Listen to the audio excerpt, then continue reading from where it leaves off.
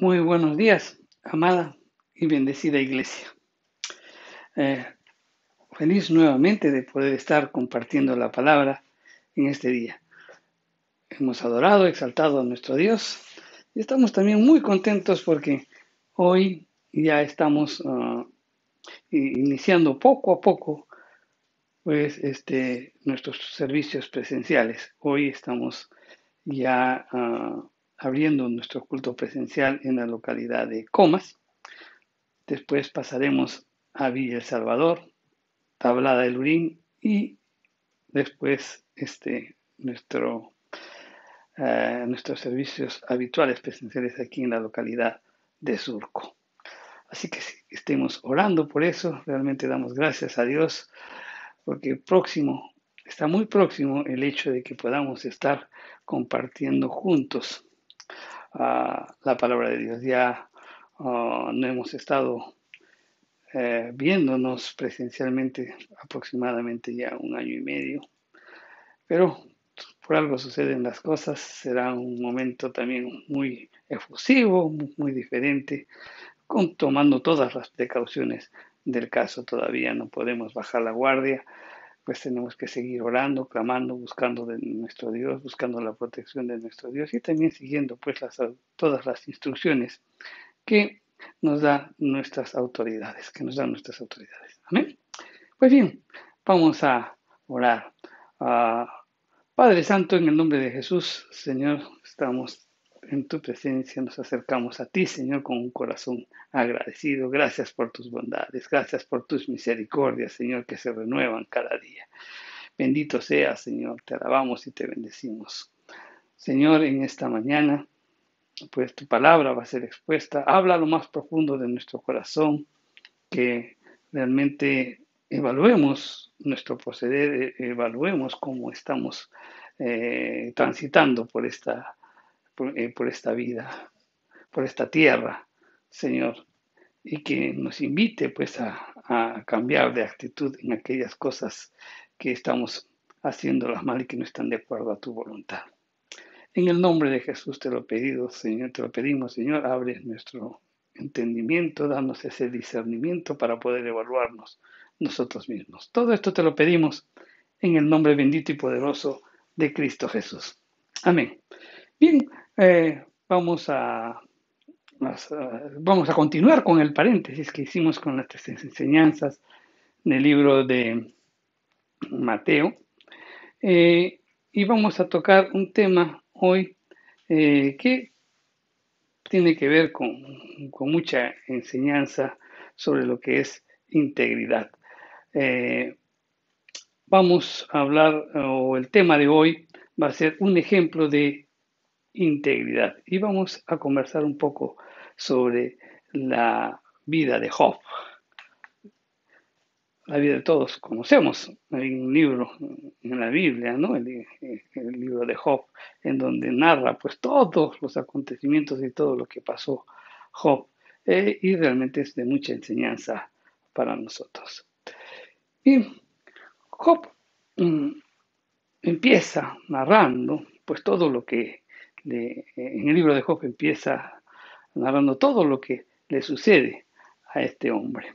Este hombre era un hombre justo, era un hombre íntegro, ¿no? Pero sin embargo fue sujeto pues a muchas pruebas. Job había pasado pues serios problemas y sus amigos fueron a visitarlo. Y en eso que los amigos lo van a visitar, pues sus amigos lo acusaban continuamente sobre que algo había pasado en su vida, ¿no? Y lo miraban con mucha sospecha. Job había perdido pues sus bueyes, había perdido sus ovejas, había perdido sus criados, había perdido sus camellos, había perdido sus hijos y también había perdido su salud. Para sus amigos, y realmente con esos amigos, ya uno para qué no necesita enemigos, ¿no?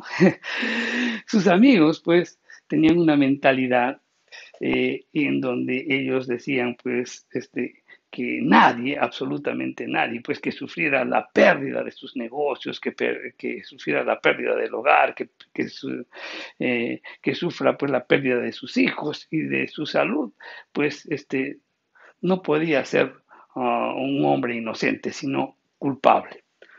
Ah, Creo que eso también muchas veces sucede en la vida práctica. Alguien está pasando por momentos de desesperación, momentos de aflicción, por momentos en donde pues la situación le fue sumamente adversa e inmediatamente pues como que los juzgamos, ¿no? ¿Qué habrá hecho? ¿Qué estará haciendo? Es por lo que hizo esto tal o tal cosa, pero nos consideramos jueces, ¿no?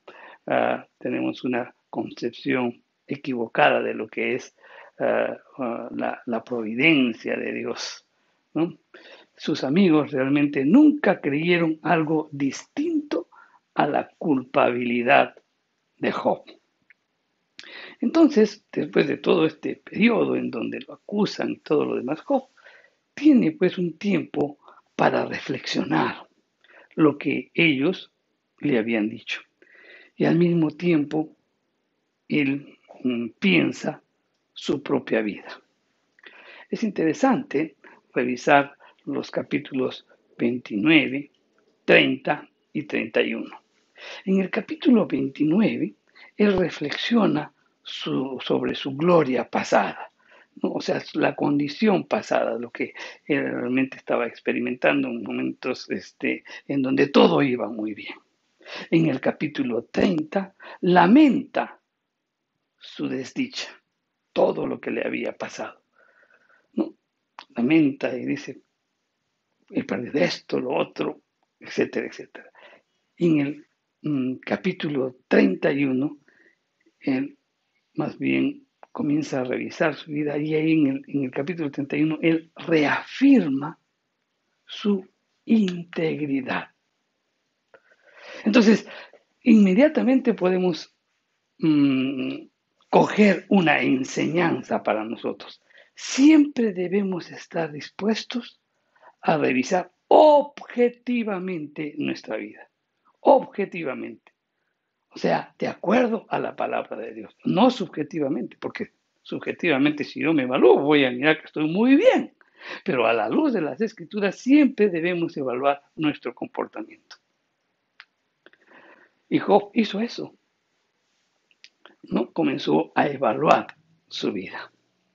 Es después que Job mira su gloria pasada, ve su desdicha y comienza el examinarse, es como si Job dijera, mire, he reflexionado mi gloria pasada, ¿no?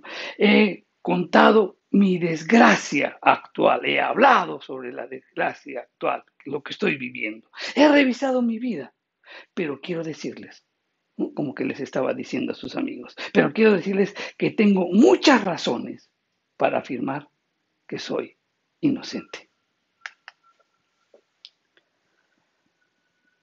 Por ejemplo, ¿no? Y él comienza a detallar en el capítulo 31 cómo era la vida, cómo había sido la vida de Job. En los primeros 12 versículos, él señala y dice que no había pasiones ocultas ni pecados sexuales secretos en su vida. Eso lo expresa en los primeros 12 versículos, los que hoy vamos a ver. Después habla de los versos del 13 al 23. Él expresa que no había, pues, no había absoluto poder ni se había aprovechado de los que habían padecido dificultades, ni tampoco era indiferente a la situación de los demás. Nunca él se aprovechó de los indefensos o de aquellos que estaban pasando dificultades.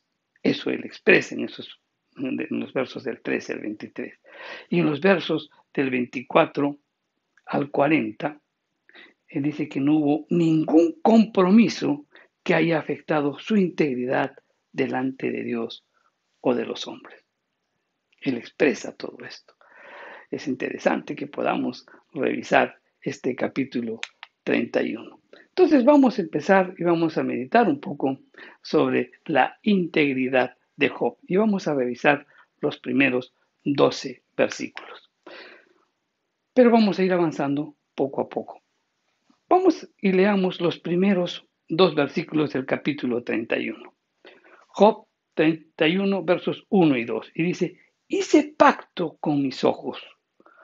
¿Cómo pues había yo de mirar a una virgen? Porque qué galardón me diría de arriba Dios y qué heredad el omnipotente desde las alturas.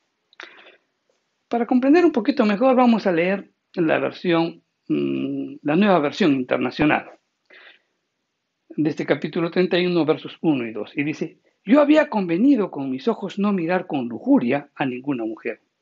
¿Qué se recibe del Dios Altísimo? ¿Qué se hereda del Todopoderoso en las alturas? O sea, lo primero o la primera virtud que resalta Job en su vida privada es su pureza sexual. Él sabía la importancia y el peligro de la inmoralidad sexual. En Gálatas 5:19 menciona tres pecados sexuales y de los cuales se derivan todos los demás. Habla sobre el adulterio, la fornicación, la inmundicia y la lascivia. ¿Qué es importante esto? Porque realmente como varones, como hombres, este es un pecado o esta es una característica que muchos afecta, ¿no? La primera virtud, entonces, que resalta Job es su pureza sexual. ¿Qué es el adulterio? El adulterio son las relaciones sexuales con otras personas fuera del matrimonio. ¿Qué es la fornicación? La fornicación es una relación sexual ilícita entre dos personas que de repente viven juntas sin casarse o tienen relaciones sexuales sin casarse. ¿Qué es la inmundicia? La inmundicia es una mancha moral de las personas que son dadas a la lascivia y al desenfreno. La inmundicia es una contaminación de adulterio, fornicación, masturbación, homosexualismo, lesbianismo, incesto, entre otros. Esto lo podemos leer en Mateo 23, el verso 27. Quiere decir entonces que la inmundicia, ¿qué cosa nos hace ver? Que si nosotros no paramos de adulterar y de fornicar, caeremos en lo más profundo de los pecados sexuales, que es la inmundicia. ¿Qué es la lascivia? La lascivia denota pues ausencia de freno, indecencia, de disolución. Es una persona que no puede controlar sus instintos sexuales. Es uno de los males que proceden ¿de dónde? Del corazón. Lascivia es lujuria. Toda indecencia desvergonzada. Concupiscencia sin frenos. Depravación sin límites. Cometer pecado a plena luz del día con arrogancia y con desprecio. Eso también lo dice el apóstol Pablo en Efesios 4:19. Cuando uno llega a la lascivia, o sea, cuando uno llega a ese estado en donde no puede controlar sus instintos sexuales, es una persona pues que vive con ausencia de freno, falta de decencia y obviamente se vuelve sucia en todo aspecto. Pierde el dominio de sus pensamientos, pierde el dominio de su cuerpo, de su boca y de su vida. Pierde el temor de Dios en su conciencia y siempre busca satisfacer sus deseos compulsivos. Todo lo que gira alrededor de esta persona que ha caído en lascivia, pues se destruye. Se destruye la familia, se destruye el matrimonio, etcétera, etcétera. Reflexionemos sobre esto. Entonces vamos a hablar un poco sobre los tipos de adulterio y de fornicación, porque nos pueden decir, pero yo no he caído en esto, yo no lo practico. Bueno, vamos a hablar sobre los diferentes tipos de adulterio y fornicación. Hay adulterio de ojos. ¿No? Ah, el deseo de los ojos es una de las principales raíces de los pecados. Y los hombres son tentados primeramente por los ojos. Por eso siempre debemos pedirles a las damas, ¿no? Que realmente sean decorosas en su vestir, porque obviamente por amor a sus hermanos, por amor al prójimo, pues traten de vestirse de una forma decorosa. Hay también el adulterio del corazón. De acuerdo con las escrituras, no es pecado ver, por ejemplo, a una mujer y admirarla con pureza de corazón, pero la Biblia nos dice que sí es pecado mirarla para codiciarla. Cuando esto ocurre, ya se dio el adulterio en tu corazón. Solamente cuando tú mires a una persona con el deseo de codiciarla, de tenerla, de poseerla, y hay adulterio en tu corazón. También hay adulterio de mente. Hay personas que continuamente, ¿no? Continuamente, pues están aceptando pensamientos ilícitos, pensamientos de sexo en sus mentes. Continuamente tienen fantasías sexuales y piensan que con ello no están cometiendo pecado. Pues sí, están cometiendo pecado de adulterio de repente en su mente. Y también hay adulterio del cuerpo, ¿no? Que es la consumación, ¿no? Del acto físico, de lo que empezó con los ojos, de lo que planificaste, de lo que meditaste, y simplemente después lo pones a la práctica. Y es el adulterio del cuerpo, cuando ya se consuma lo que estás pensando. Es importante también que podamos mencionar qué es una unión sexual, porque a veces no tenemos muy claro qué es una unión sexual. Piensan que solamente tiene que ver algo con el acto. No, es algo mucho más profundo. Una unión sexual, ¿qué pasa en una unión sexual? Trae ligaduras físicas, ligaduras emocionales, ligaduras espirituales. Y además ocurre, ¿qué cosa? Una transferencia de espíritus. Y eso ocurre en el momento en que están íntimamente. ¿Por qué? Porque los dos se hacen uno. Es igual, siempre les ponemos este ejemplo, si tú coges una hoja de papel en un lado, otra hoja de papel y le echas goma, ¿no? Y pegas las dos hojas. Una vez que se pegan, después, a ver, trata de separarlas. Las vas a abrir y se va a romper. Parte de este papel va a estar acá y parte de este papel va a estar aquí. Eso es lo que sucede con una unión sexual. Parte de uno se ha ido en la otra persona y parte de la otra persona también ha entrado. Y es por eso que se hace difícil en muchos casos separarse. Muchos casos les es difícil romper esa relación. Quieren dejar el pecado, pero no pueden porque están íntimamente pues afectados, ligados. Y realmente alguien tiene que ayudarlos porque han caído en lazos del enemigo. ¿Cuántas personas hemos asistido en diferentes consejerías en el cual pues ellas manifestaban de que a pesar de que esa relación era tóxica, a pesar que les hacían daño, sin embargo no podían separarse?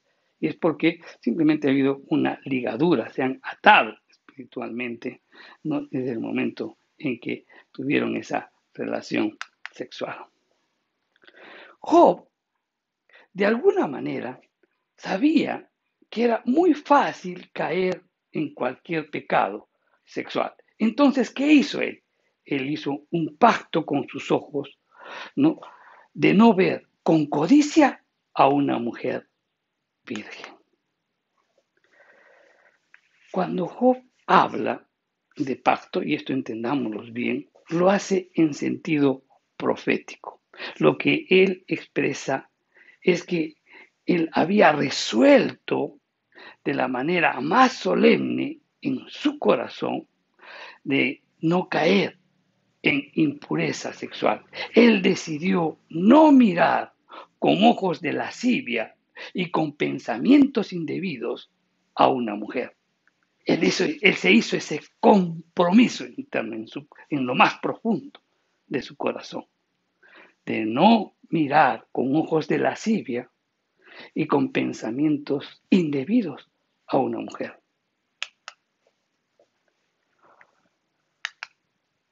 ¿Qué nos enseña esto entonces?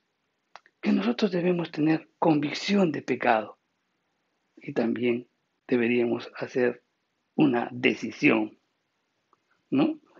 En lo más profundo de nuestro corazón, de no mirar a una mujer de una manera incorrecta. Debe haber un pacto en nuestro corazón de que podamos ver a una mujer de una manera correcta, no indebida. En Mateo 5, 27 al 28 dice, oísteis que fue dicho, no cometeráis adulterio, pero yo os digo que cualquiera que mira a una mujer para codiciarla, ya adulteró con ella en su corazón. Ahora, esta decisión de Job, en lo más profundo de su corazón, de no mirar a una mujer con pensamientos de lascivia o con pensamientos incorrectos, esto implica dos cosas. Llevar una vida pura y al mismo tiempo mantener un corazón puro. La intención de Job no era solo de llevar una vida casta y evitar el pecado abierto, sino que él quería tener un corazón puro y que la mente no sea corrompida pues con imágenes impuras para no caer en pecados, en deseos impuros. Y esto demuestra firmemente pues la piedad de Job y la pureza de su corazón. Y es un ejemplo hermoso para cada uno de nosotros. Yo me acuerdo mucho cuando estudiaba en el seminario y había un evangelista que nos estaba enseñando. Y justamente estábamos hablando sobre los pecados sexuales.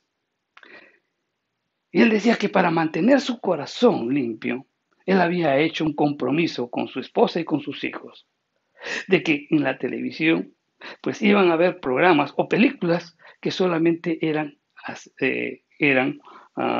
aptas para menores de 12 años hacia abajo. Obviamente, pues eso estoy refiriendo hace unos años atrás, porque ahora las películas de los de 12 años tienen alto contenido sexual hoy. Pero el deseo de este evangelista era mantener un corazón limpio en él y en su casa. Ese era un compromiso, quizás siguiendo el ejemplo de Job, ¿no?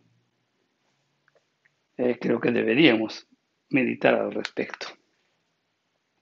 Otra de las cosas que Job afirma en estos primeros 12 versículos del capítulo 31, pues habla de la sinceridad, de su rectitud y habla de su honestidad. Vamos a leerlo, está en los versos 5 y 6 de este capítulo 31 de Job. Y dice, si anduviere con mentira y si mi pie se apresuró a engaño, péseme Dios en balanzas de justicia y conocerá mi integridad.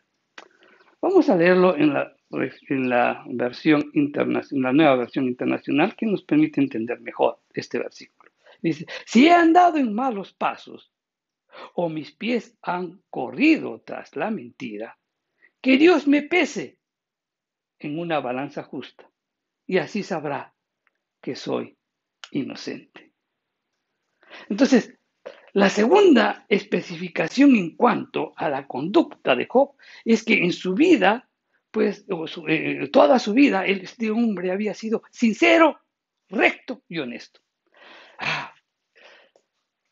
Si tú harías una evaluación de tu vida desde el momento en que tú recibiste a Cristo, desde el momento en que se supone que tú eres una nueva criatura, y de hecho la Escritura dice que eres una nueva criatura, en tu evaluación podrías decir que eres un hombre sincero, recto y honesto. Job lo expresó. Él quería decir, en otras palabras, que las relaciones con los demás, pues él no los había defraudado, pues no había tergiversado las cosas. Él siempre había dicho la verdad exacta y que él había procedido sin engaño o con astucia. Entonces esto nos invita a reflexionar y que podamos comentar sobre qué es ser un hombre íntegro. Un hombre íntegro es aquel que vive en veracidad y en concordancia con la verdad completa de Dios. Ese es un hombre íntegro. La persona con integridad moral se comporta de la misma manera a solas y en público. No tiene dos comportamientos diferentes. Es íntegro. No es que es una parte para aquí y otra parte para allá. No, es íntegro, total. La persona íntegra no es de doble ánimo en sus pensamientos o en sus palabras, ni actúa en forma contradictoria. ¿Qué es un hombre íntegro? Pues un hombre íntegro no pretende virtudes o cualidades que no posee. No se obsesiona por las ganancias temporales, sino que procura tener un carácter piadoso. ¿Qué es un hombre íntegro? Pues podríamos mencionar que un hombre íntegro hace lo correcto, habla la verdad en amor, no acusa fácilmente a su prójimo, no hace daño al prójimo, no es chismoso, se aparta de los malos, de los impíos, de los que se apresuran a hacer el mal, se aparta, honra a quienes aman al Señor. El hombre íntegro cumple sus promesas. El hombre íntegro presta dinero sin cobrar intereses. El hombre íntegro no acepta soborno. El hombre de integridad moral es consecuente en sus pensamientos, es consecuente en sus emociones, es consecuente en su voluntad y sabe discernir entre lo bueno y lo malo. El hombre íntegro no tiene una mente dividida. Sus ojos están puestos pues en los valores correctos.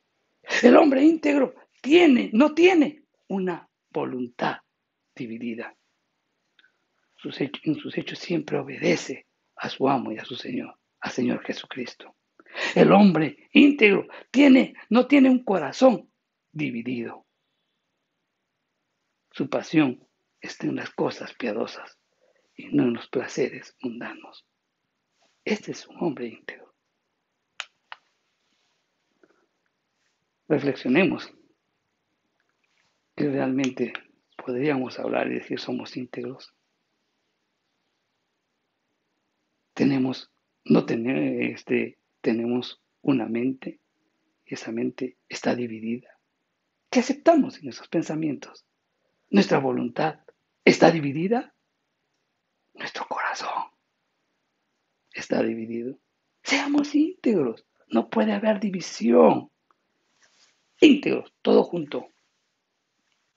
La mente, la voluntad y el corazón deben apuntar a lo mismo. También Job manifiesta en los versos que estamos analizando o meditando sobre la vida de Job, en los versos del 9 al 11, él expresa que no cometió adulterio. Vamos a leerlo. Está en los versos del 9 al 11 y dice: si fue mi corazón engañado acerca de mujer y si estuviese acechado a la puerta de mi prójimo, muela para otro mi mujer y sobre ella otros se encorven, porque es maldad e iniquidad que han de castigar los jueces. Vamos a leerlo en la Nueva Versión Internacional para poder entender mejor este versículo. Dice: si por alguna mujer me he dejado seducir, y si a las puertas de mi prójimo he estado al acecho, que mi esposa muela el grano de otro hombre y que otros hombres se acuesten con ella. Eso habría sido una infamia, un pecado que tendría que ser juzgado. Entonces, miren, Job manifiesta que en su corazón nunca había cedido a la infidelidad conyugal por los encantos o las artes de una mujer. O bien, entonces, ¿qué significa adulterar? Y esto a veces no tenemos muy claro qué cosa es adulterar. Y pensamos solamente está relacionado pues, en el aspecto sexual, en la que podemos afectar de repente a nuestra esposa o esposo. Pero es algo mucho más profundo. ¿Qué significa adulterar? Adulterar es corromper o degradar.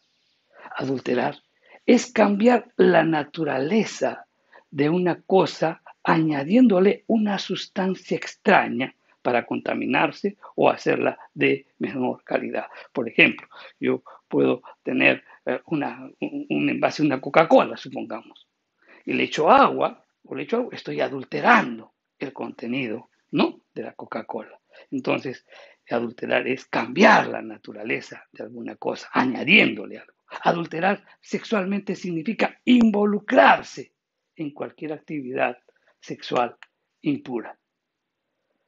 Ahora, uno se pregunta y dice, pero ¿por qué? ¿Por qué se adultera? ¿Por qué se adultera? ¿Por qué los hombres, las mujeres caen en el adulterio? Y es que la causa de fondo de una relación adúltera es la falta de madurez emocional de una persona que sacrifica el compromiso con su pareja de matrimonio por un placer efímero. Por eso se adultera. En donde tú estás en tu falta de madurez emocional, estás sacrificando ese compromiso que tú tuviste con tu esposa para tener un placer efímero. El que adultera cree que la integridad personal no tiene importancia y que la necesidad de ser amado se puede llevar mientras se incumple la voluntad de Dios.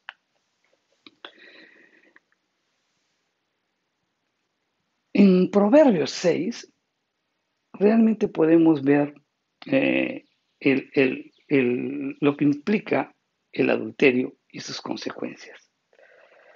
Habla sobre las características del adulterio y sus consecuencias en Proverbios 6. ¿Cuáles son las características del adulterio de los adúlteros? Una es que los adúlteros tienen facilidad de palabra.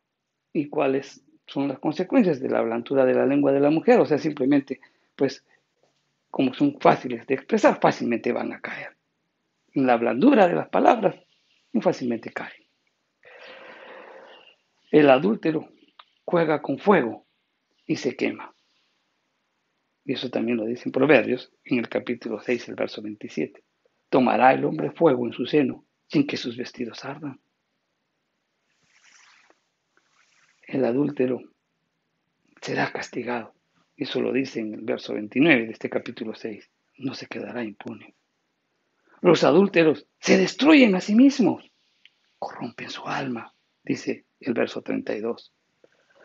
Los adúlteros caen en desgracia, porque el verso 33 dice, heridas y vergüenzas se hallará en él. Los adúlteros tendrán una vergüenza interminable. ¿Por qué? Porque su afrenta no será borrada, siempre estará presente. El adúltero también provoca enojo y celos. En Proverbios, en el verso 34, dice, porque los celos son el furor del hombre. También el adúltero es víctima de venganza. En el verso 34 dice, y no perdonará en el día de la venganza.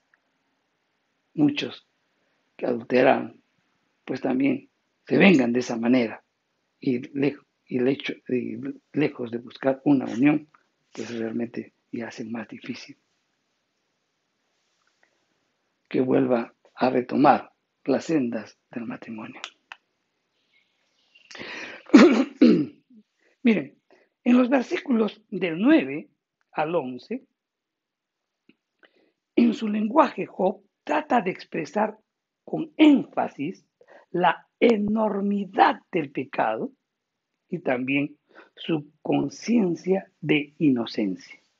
En otras palabras, él está diciendo, si yo he cometido este pecado de adulterio, que mi esposa sea sometida a esclavitud y humillación. O sea, él estaba tan convencido de su pureza sexual que él mismo decía, si yo he cometido pecado contra mi esposo, contra mi esposa, pues que ella sea sometida a esclavitud y humillación. Los pecados que Job había especificado anteriormente, o sea, todos los pecados sexuales y también esos pecados en donde él dice que siempre ha hablado con la verdad, que nos ha engañado, etcétera, etcétera. Todos los que había, los pecados que antes señalaban, antes del verso 10, entonces, en el cual él estaba sustentando su inocencia, esos pecados eran del corazón. Pero aquí, ahora, hace ver que el adulterio es un pecado contra la sociedad. Se trata, pues, de una iniquidad atroz el adulterio que los jueces tienen que decidir. ¿Por qué? Porque se trata de un crimen contra la sociedad. Cuando leemos en la Biblia, en Juan, en el capítulo 8, vemos que una mujer fue sometida al acto, fue sorprendida en acto de adulterio y la llevaron para ser apedreada. Los ancianos habían determinado también que tenía que morir apedreada. La ley de Moisés así lo estipulaba. ¿Por qué el adulterio es un pecado contra la sociedad o es un crimen contra la sociedad? Y a veces no nos ponemos a pensar eso. ¿Por qué? Porque consumando el adulterio afecta y afecta a todo tu entorno. Adulteras, mi querido hermano, la mentalidad de los hijos referente al hogar, con respecto a la esposa y al esposo y viceversa. Has adulterado su forma de pensar, has adulterado la concepción respecto al matrimonio, has adulterado la mentalidad de las familias, que es la esencia de la sociedad. Y si tú afectas a la sociedad, afectas a la nación. Job nos indica todo esto. ¿Por qué debemos dejar entonces el adulterio? Porque he adulterado la mente de mis hijos. ¿Por qué? Porque he hecho mucho daño a mi cónyuge. ¿Por qué? Porque he destruido mi integridad. Porque no tengo paz. Porque mi moralidad está en entredicho. Porque mi salud está en peligro. Porque mi conciencia me acusa. Porque perdí el respeto de mis hijos. Porque mi futuro no será bendecido. Debo dejar el adulterio porque la Biblia lo prohíbe y porque Dios lo condena. Entonces, esto nos lleva a una reflexión. Job nos hace ver que el pecado de adulterio es tan grave que tiene que ser visto por los jueces. Y en la antigüedad lo castigaban con la muerte. Porque este pecado afectaba a la sociedad. Quizás nunca lo viste así. Y hoy Dios habla a tu corazón.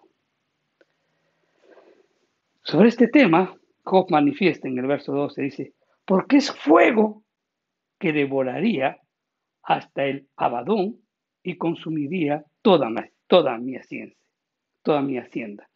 Vamos a leerlo en la nueva versión internacional que nos permite también entender mejor este versículo. Habría sido como un incendio destructor. Habría arrancado mi cosecha de raíz. ¿Por qué es fuego que devoraría hasta la destrucción? Porque el pecado de adulterio, pues es un delito, es un crimen que provoca que Dios envíe una destrucción, como un fuego abrasador en el delincuente. De ese modo, pues está describiendo la naturaleza propia del pecado. O sea, Dios va a intervenir ahí. De acuerdo con esto, el significado es pues, que la indiferencia a este pecado tiende normalmente a ¿qué cosa? A arruinar y destruir a un hombre. Es como un fuego consumidor que barre todo por delante. Es destructivo para el cuerpo, es destructivo hacia la moral, es destructivo al alma.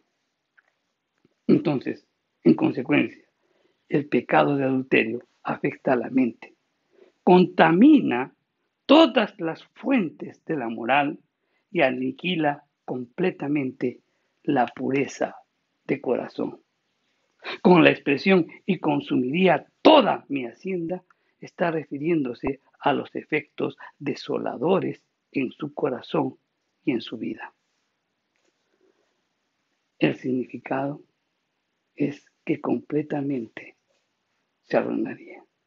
¿Cuántas familias han sido destruidas? Yo creo que yo quiero finalizar haciendo esta pregunta.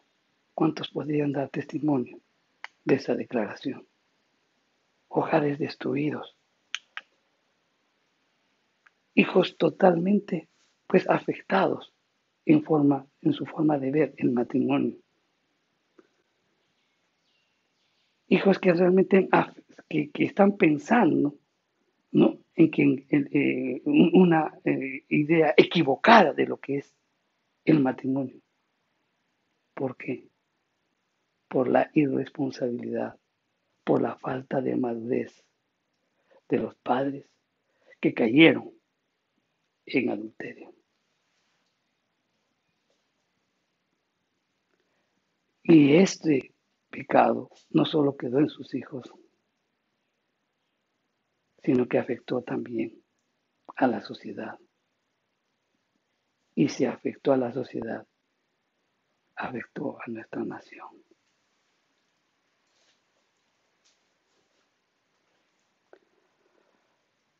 Mi querido hermano, la palabra de Dios va mucho más allá de lo que nosotros queremos entender. Va mucho más allá, afecta mucho más allá. Por eso es que en las escrituras muchas y una y otra vez las escrituras nos resaltan de que nuestro corazón debe estar siempre inclinado a la voluntad de Dios. Y la voluntad de Dios es agradable y perfecta. El problema está en que el hombre no la quiere aceptar.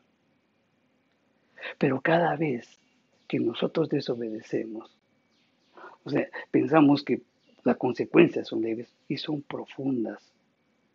Hoy hemos explicado todos los efectos del adulterio. Seamos íntegros, mi querido hermano, que nuestro pensamiento, que nuestra voluntad, que nuestro corazón sea uno, un solo objetivo, una visión, alcanzarlo ahí. No nos desintegremos, no permitamos dos pensamientos, no permitamos dos voluntades, no permitamos que nuestro corazón esté dividido entre hacer las cosas de Dios o hacer las cosas del mundo. Vamos a seguir la próxima semana conversando más sobre la integridad de Job. Así que meditemos en esta mañana sobre los pecados sexuales.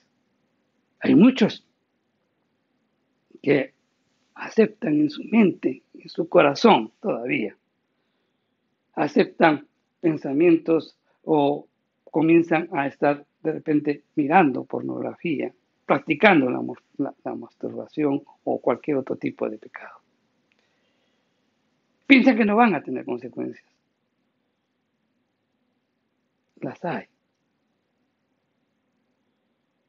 Y como dijimos, si eres casado, cuando caes en un tipo de adulterio, porque el hecho de que seas casado y estás mirando películas pornográficas, o sea, estás adulterando, el pecado va a tener consecuencias. Y dijimos que este pecado puede ocasionar la destrucción de tu familia. Vamos a orar. Padre Santo, te damos gracias por tu palabra. Gracias porque tú hablas hasta lo más profundo de nuestro corazón. Señor, ayúdanos en nuestra debilidad. Como varones, Señor, ayúdanos a que podamos entender que a una mujer siempre debemos mirarla en corrección, que no admitamos deseos impuros en nuestro corazón. Señor, oramos para que podamos mantenernos en integridad, que, que realmente, Señor, los matrimonios sean valorados, que tú toques el corazón y la mente, tanto de hombres y de mujeres, que inclines, Señor, su corazón a mantenerse firme dentro de ese pacto que hicieron delante de ti cuando se casaron, y que se mantengan firmes en él, y no que se desvíen o que caigan en la tentación de un placer efímero.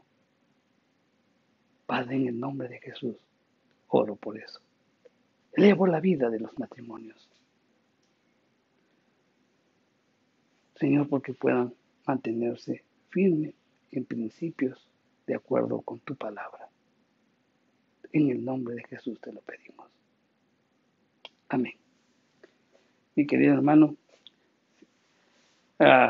oremos por ello. Es muy importante, pues, el área sexual en nuestras vidas. Y siempre, pues, oremos para que el Señor nos dé fortaleza. No solo en esa área, sino en todo, en todo, en todas, en todas las áreas de nuestra vida.